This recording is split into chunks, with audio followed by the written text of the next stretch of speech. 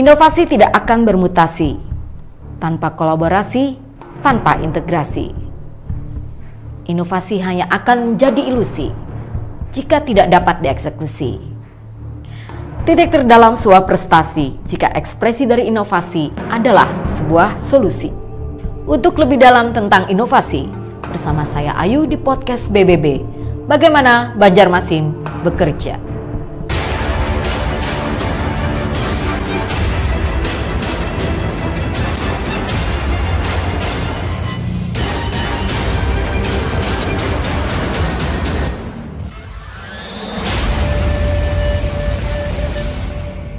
Assalamualaikum warahmatullahi wabarakatuh, sahabat inovasi, berjumpa kembali di podcast Bagaimana Banjarmasin Bekerja. Yang hari ini narasumber kita adalah Bapak Ikrom Muftesar STP MSI. Beliau adalah Kepala Dinas Perdagangan dan Perindustrian Kota Banjarmasin. Assalamualaikum Pak Tesar. Waalaikumsalam Bu Ayu. Iya.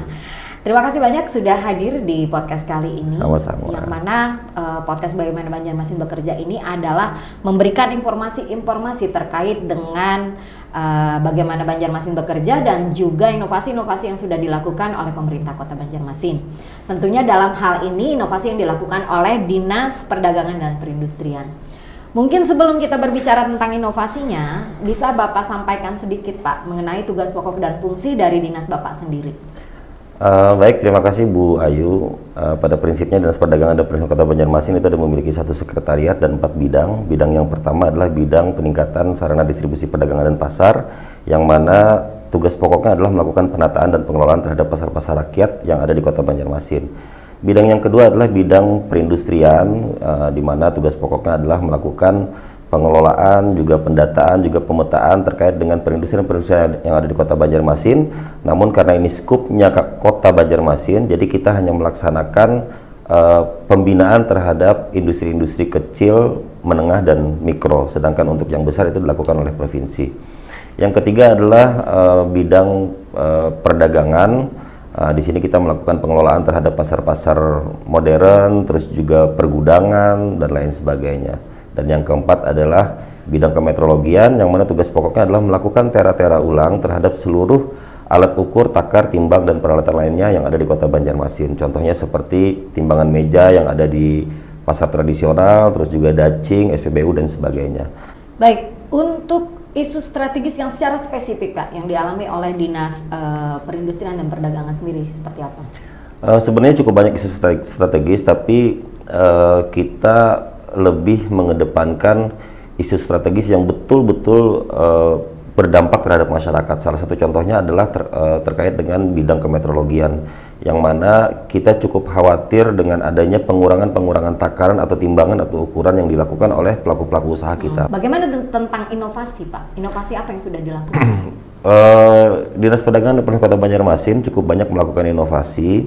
Di antaranya tadi terkait dengan kemetrologian, kita saat ini sedang membuat sebuah aplikasi Sitera namanya, atau sistem informasi tera-tera ulang, yang mana di situ kita akan melakukan pendataan dan pemetaan seluruh alat ukur, takar, timbang, dan peralatan lainnya yang ada di Kota Banjarmasin, sehingga kita bisa memetakan seluruh UTTP yang ada di Kota Banjarmasin dalam rangka yang pertama perlindungan masyarakat, dan yang kedua adalah peningkatan PAD, karena di dalam kemetrologian itu ada retribusi yang dibayarkan oleh masyarakat dan itu akan masuk ke kas daerah dalam rangka pengelolaan pendapatan asli daerah Kota Banjarmasin.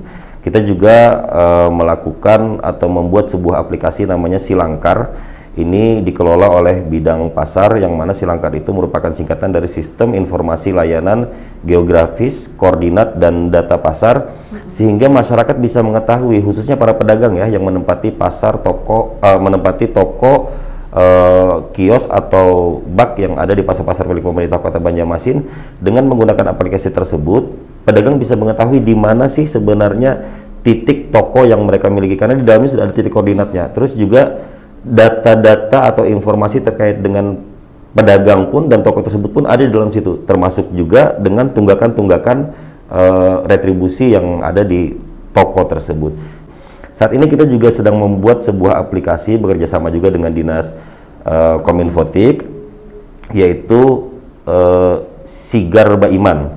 Sigar Baiman itu sistem informasi gudang dan toko modern Banjarmasin Baiman. Nah, sementara ini kita belum memiliki data fix terkait dengan gudang maupun toko-toko modern yang ada di Kota Banjarmasin. Insya Allah di Desember akhir ini kita akan memfikskan pendataan dan pemetaan itu, nanti akan di-launching oleh Wali Kota Banjarmasin sehingga kita bisa mengetahui berapa sih jumlah toko modern ataupun gudang yang ada di Kota Banjarmasin, sehingga dengan adanya data yang fix kita bisa mengeluarkan kebijakan-kebijakan yang bahkan mungkin akan sangat bermanfaat untuk masyarakat atau mungkin saja bisa mendatangkan investasi dari luar. Terus kita juga ada melakukan inovasi, yaitu pembuatan aplikasi Sidin Baiman, yaitu Sistem Informasi Data Industri Banjarmasin Baiman. Nah, ini kita melakukan pendataan dan pemetaan seluruh industri yang ada di Kota Banjarmasin, khususnya industri mikro, kecil, menengah, dan besar juga kita lakukan pendataan, namun pengelolaannya atau pembinaannya itu adanya di Provinsi Kalimantan Selatan. Tapi secara laporan mereka tetap melaporkan kepada Dinas Perdagangan dan Perindustrian Kota Banjarmasin. Terus satu tambahan, kita juga ada melakukan sebuah inovasi dalam rangka meningkatkan pendapatan asli daerah, yaitu Lentera Patok, yang mana kita melakukan pelayanan tera-tera ulang di pasar-pasar yang ada di Kota Banjarmasin secara door to door. Lentera Patok nih singkatan? Iya. Layanan tera-tera ulang sampai ke depan toko. Lentera Patok, ya itu namanya. Dan dari beberapa yang Pak Tesar sampaikan tadi, bentuk dari inovasinya memanfaatkan data-data secara spasial ya Pak? Betul, iya, karena di situ ada dilakukan pemetaan juga. Sehingga kita tidak akan kehilangan potensi pendapatan kita. Kita tidak akan kehilangan objek yang kita lakukan pembinaan. Sekarang kita bicara masalah dampak Pak. Dari tentunya sebelum dan sesudah adanya inovasi ini sendiri, itu seperti apa Pak sebenarnya dampaknya?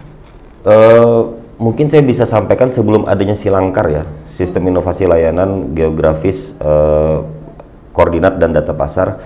Sebelum adanya Silangkar, bisa saja toko atau kios yang ada di pasar-pasar milik pemerintah, karena memang pasar kita ini kan kebanyakan berdampingan dengan pasar-pasar milik swasta. Itu bisa saja kita kehilangan aset karena kita tidak melakukan pendataan dan pemetaannya. Nah, sehingga kalau saatnya sudah ada data, apalagi ada peta, titik koordinat sudah jelas. Apabila ada masyarakat atau oknum yang mengakui bahwa toko tersebut, bahwa kios tersebut adalah milik dia secara pribadi, kita kan sudah punya data. Nah, ini adalah salah satu usaha kita dalam rangka mengamankan aset kita juga.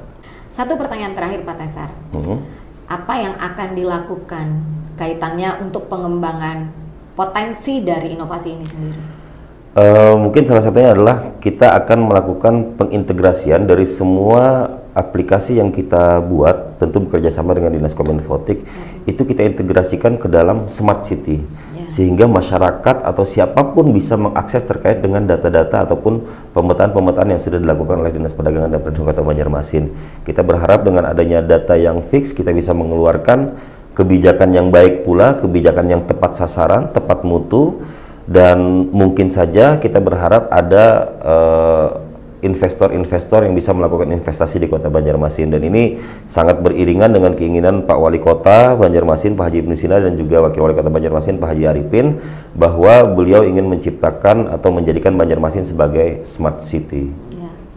Terima kasih banyak atas kehadiran kali ini, dan kita cukupkan untuk podcast kali ini.